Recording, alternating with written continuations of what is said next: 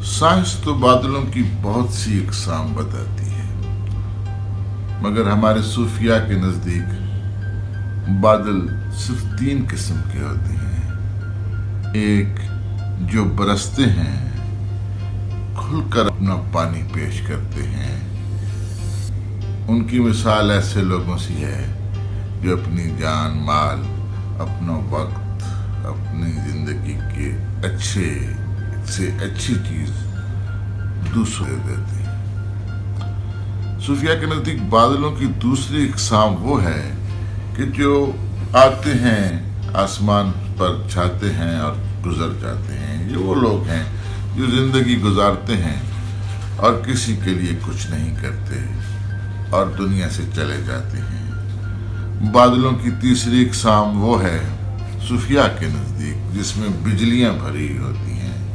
یہ وہ لوگ ہیں جو ظلم ڈھاتے ہیں۔ لیکن جو بادلوں کی ایکچوئل اقسام ہیں وہ بھی بالکل اسی طرح کی ہیں۔ مثال کے طور پر یورپ میں جو بادل ہیں، جب ان سے ہوائی جہاز گزرتا ہے تو وہ ہوائی جہاز کو کچھ نہیں کہتے۔ وہاں مسلسل بارش ہوتی رہتی ہے اور جہاز جو ہے وہ لینڈ بھی کرتے رہتے ہیں اور وہاں سے پرواز بھی کرتے رہتے ہیں، ٹیک آف بھی کرتے رہتے ہیں، تو انہیں کوئی اسی طرح کے بادلوں سے کوئی مسئلہ نہیں ہوتا۔ جبکہ ہماری طرف کے جو بادل ہیں، جب ہمارے ہاں بادل بہت زیادہ چھا جائیں اور بارش ہو تو ہم یہاں سے ٹیک آف ہمارے جہاز نہیں کرتے۔ تو یہ جو بادلوں کی اس طرح کی اقسام ہے، اس کی سائنس نے بہت سی توجہ بتائی ہیں، بہت ساری باتیں ہیں۔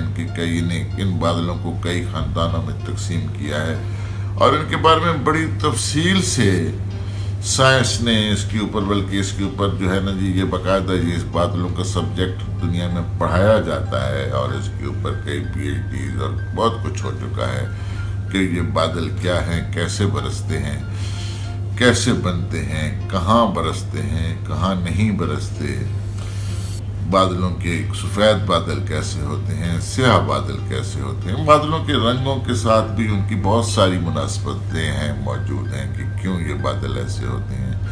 بلکہ جو مونسون کی جو ہوائیں ادھر سے آتی ہیں، ان کے ساتھ جو بادل ہوتے ہیں ان کے بارے میں کہا جاتا ہے کہ وہ ضرور برستے ہیں۔ مثال کے طور پر میں میاں والی کہوں، ہمارے یہاں ایک محاورہ ہے کہ